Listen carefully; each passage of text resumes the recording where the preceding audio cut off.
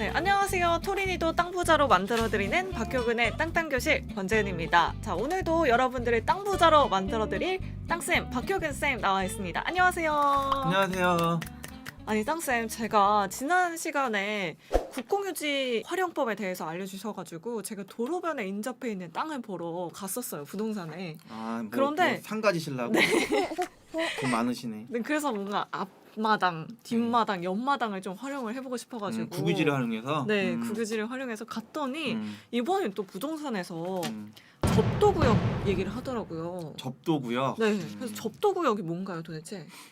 그 부동산은 좀 뭔가 아는 부동산이네.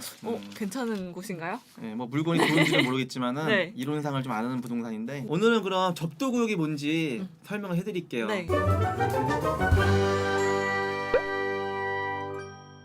토지를 볼 때, 특히 도로가 땅을 볼 때 접도구역을 많이 얘기를 할 거예요. 네. 자, 접도구역은 뭐냐면은 나라에서 만든, 지자체에서 만든 국도나 지방도변에 보면은 도로변에 보통 우리 상가라던가 뭐 판매점이라던가 많이 짓잖아요. 네. 근데 가만히 보면은 도로가에 바싹 건물을 안 붙여짓고 한참 뒤로 물려서 건물을 졌네.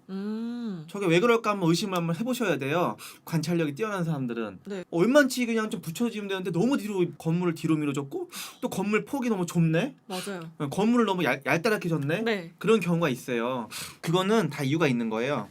뭐죠? 그게 바로 접도구역 때문에 그런 거거든요. 접도구역의 정확한 의미는 뭐냐면은 네. 2차원 도로가 있어요. 네. 4차원 도로로 확장될 예정이 있는 그게 지방도로란 말이에요. 예를 들어서 그러면 내 사유지 상가부지가 붙어 있잖아, 2차원 도로에. 네. 근데 확장을 할 것 같으면은 내 사유지를 편입해서 먹어 들어가서 확장이 될 거 아니에요. 지금 이게 지방도로변인데 이게 지금 지방도로입니다. 이게 4차선 지방도로. 네. 근데 지금 이 4차선 지방도로의 도로부지가 어디까지냐면은 법상 지적상 도로부지 영역이 여기까지 보면 되는 거예요. 이렇게 네. 요 사이를. 네. 근데 접도구역이라는 거는 이 지방도 국도변에서 이격거리가 있어요. 이격거리가 지방도 국도는 5m예요. 지방도 딱 정해져 있어요. 5m. 네, 그러면 네. 여기서 이 도로 경계선으로부터 5m. 5m 이렇게. 거기 이상부터 건물을 지을 수 있는 건가요? 그렇죠. 요만큼이 요만큼이 5m라고 하면은 네. 이 5m까지만 접도구역이에요. 그래서 이 지방도 국도가 네. 나중에 확장될 거를 예비를 해서 이미 도로 영역을 예비해 놓은 거예요. 그러면 만약에 내가 100평짜리 땅을 샀으면 예. 만약에 10평이 접도구역이다 하면은 저한테는 손해 아닌가요? 만약에 네.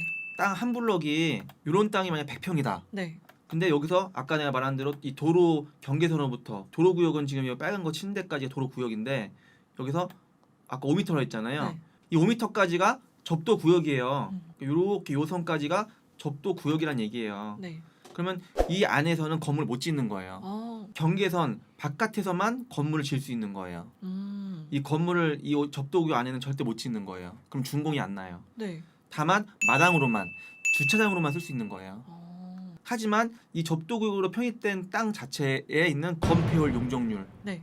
이 건물 지을 때 적용이 돼요. 네, 아예 제외되는 게 아니고.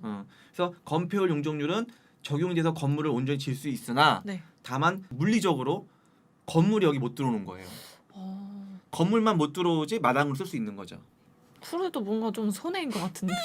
이거보다 더 심한 게 뭐냐면은 고속도로예요. 고속도로. 고속도로는 더 긴가요? 고속도로는 예전에 내가 5, 6년 전까지는 그 이격거리 5m가 아니고 20m였거든요. 20m요? 고속도로변에 붙은 땅은 거의 다 죽은 땅으로 보면 돼요. 그럼 고속도로에 붙은 땅은 안 사는 게 좋겠네요. 그렇죠. 그리고 고속도로에 붙은 땅은 고속도로에 어차피 진입도 안 돼요.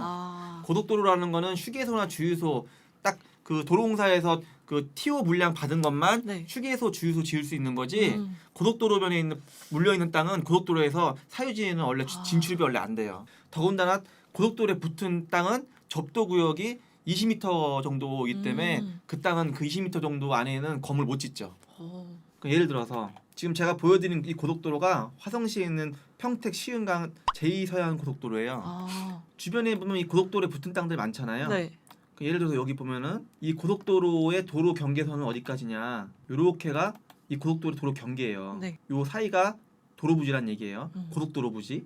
근데 예를 들어서 여기 땅 보이시죠? 네. 이런 땅이 죽은 땅이에요. 이런. 네, 여기서 보시면은 이렇게 20m 이격이 되는 게 여기가 접도구역 안에 다 들어온 거예요. 그러면 접도구역 안에 들어오는 이 땅은 다 들어왔기 때문에 이 땅은 건물 아예 못 짓죠. 아, 이 땅은 그냥 죽은 땅이에요.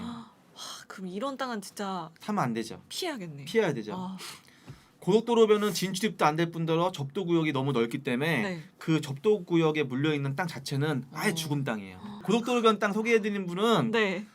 좀 문제가 있죠. 아, 지금 네. 약간 다시 복습을 하고 가야 될 것 같은 그런 느낌적인 느낌이 드는데. 그렇죠. 접도구역 표시는 정확하게 표현된 서류가 있어요. 어디서 볼 수 있나요?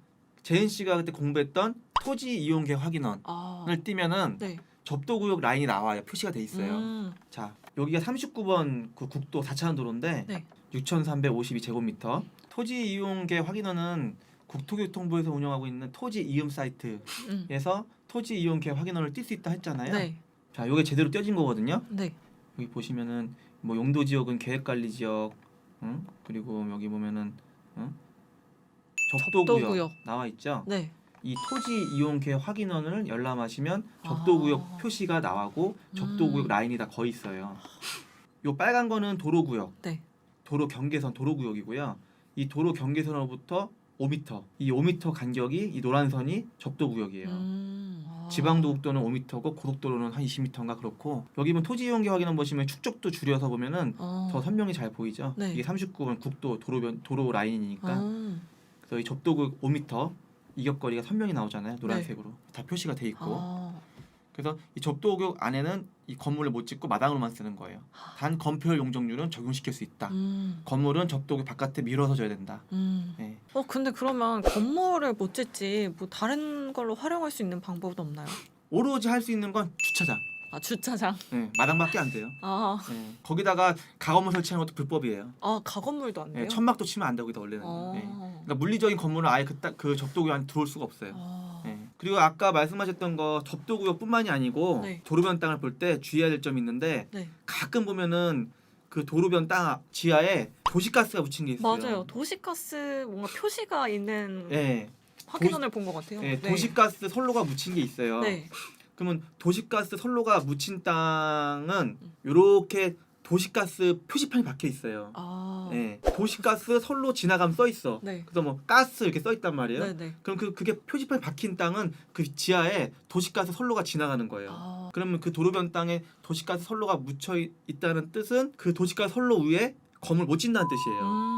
그럼 도시가스 선로가 지나간다는 거는 그 도시가스 선로 경계선으로부터 또 몇 미터 뛰어서 뒤로 건물 지란 얘기고. 아. 그래서 도시가스 선로가 지나가는 땅은 그 위에 당연히 접도구역처럼 건물 못 지고 한참 뒤로 밀어 건물을 줘야 되는데 최소 5m 이상 뛰어서 건물을 또 줘야 된다. 그러니까 도시가스 선로 지나는 것도 주의하셔야 돼요. 접도구역이 도로 경계선에서 5m인데 네. 내 땅 기존에 갖고 있던 게 원래 도로변에서 10m 폭이야. 그러면 이미 반이 접도구역에 뺏긴 거 아닙니까? 그렇죠. 그러면 건물 온전히 질 수 있는 건 5m밖에 없잖아요. 그럼 건물 그 배치가 안 나오죠. 근데 접도구역이 5m지만은 내 땅 폭이 20m야. 네. 그럼 15m 살아 있잖아요. 5m 빼도. 그럼 15m 안에서 건물 나오면 되는 거예요. 어차피 이거 마당 쓰면 되는 거니까. 어차피 도로변은 마당 쓰는 건 마찬가지니까. 그래서 접도구역이 있는 땅은 땅 폭이 넓으면 상관이 없고 네. 좁으면 문제가 있다. 아, 도시가스 선로가 지나가는 것도 땅 폭이 좁으면 문제가 있다. 네. 왜냐면 도시가스 선로 외엔 건물 못 지니까. 아, 그래서 이렇게 가스 관로가 지나가던 접도구역이 있던 되도록이면 도로변 땅 폭 좁은 건 사면 안 돼요.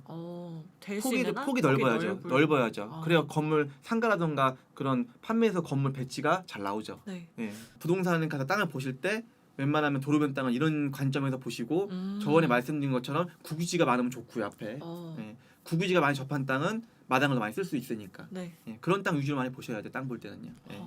자, 여러분들 땅 보실 때 도시가스가 지나가는지 혹은 접도구역이 얼마만큼 있는지 꼭 알아보시고 유의하시고 땅을 매입하시면 좋을 것 같습니다. 자, 여러분들 오늘 내용 마음에 드셨다면 구독, 좋아요. 알림 설정까지 부탁드릴게요. 부탁드려요.